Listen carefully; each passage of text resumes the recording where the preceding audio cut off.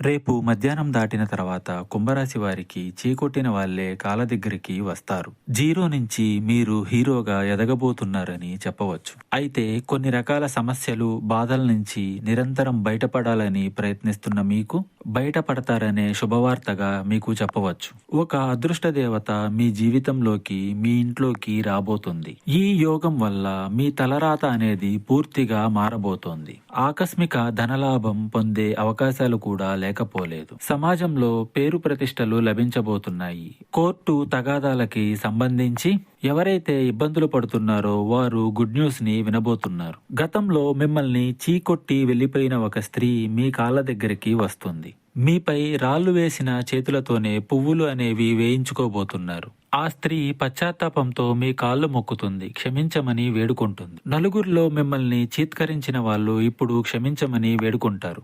వారికి తగిన గుణపాఠం ఆ భగవంతుడే నేర్పించాడు. మీ ఎదుగుదల చూసి ఇక ఆ స్త్రీ తలదించుకోక తప్పదు. ఇంకా మీకు ఇతరత్ర ఎటువంటి సమస్యలు, సందేహాలు ఉన్నా ఒక్కసారి గురువు గారిని సంప్రదించండి.